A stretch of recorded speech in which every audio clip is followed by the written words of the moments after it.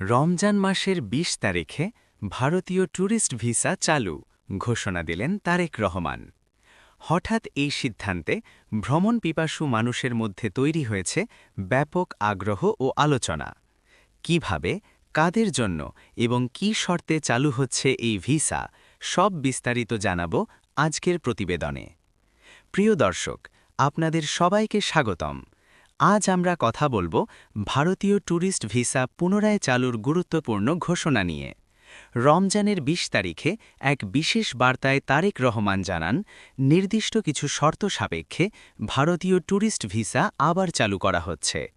দীর্ঘদিন বন্ধ থাকার পর এই ঘোষণায় অনেকেই স্বস্তি প্রকাশ করেছেন। জানা গেছে, প্রথম পর্যায়ে সীমিত সংখ্যক আবেদন গ্রহণ করা হবে, বিশেষ করে যারা চিকিৎসা, পারিবারিক সাক্ষাৎ কিংবা ধর্মীয় ভ্রমণের উদ্দেশ্যে যেতে চান তারা অগ্রাধিকার পাবেন। পর্যটনের ক্ষেত্রেও আবেদন করা যাবে, তবে সেক্ষেত্রে প্রয়োজনীয় কাগজপত্র সম্পূর্ণ থাকতে হবে। আবেদনের ক্ষেত্রে যেসব কাগজপত্র লাগবে তার মধ্যে রয়েছে ভ্যালিড পাসপোর্ট, সাম্প্রতিক ছবি, ব্যাংক স্টেটমেন্ট, ভ্রমণ পরিকল্পনা, হোটেল বুকিং বা আত্মীয়ের আমন্ত্রণপত্র। এছাড়া আগের ভিসা রেকর্ড ভালো থাকলে আবেদন প্রক্রিয়া সহজ হবে বলে জানা গেছে। ভারত ভ্রমণের জনপ্রিয় গন্তব্য যেমন দিল্লি, কলকাতা, মুম্বাই বা আজমের শরীফ, এইসব জায়গায় ভ্রমণের আগ্রহ সবসময়ই বেশি।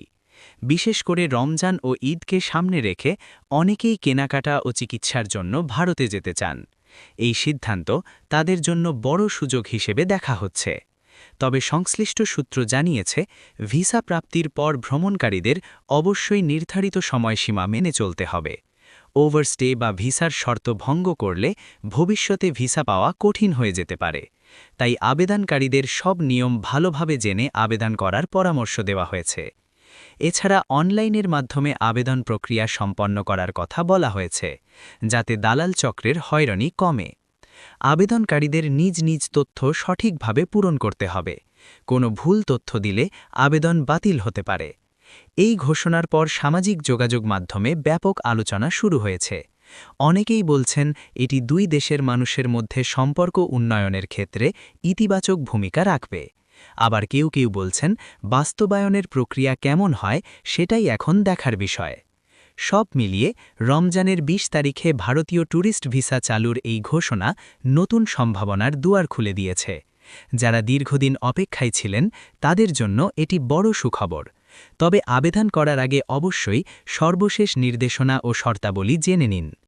আপনারা যদি ভারতীয় ট্যুরিস্ট ভিসা নিয়ে আরও আপডেট জানতে চান তাহলে আমাদের চ্যানেলটি সাবস্ক্রাইব করুন, ভিডিওটি লাইক ও শেয়ার করুন। আজকের মতো এখানেই শেষ করছি। সবাই ভালো থাকুন, সুস্থ থাকুন।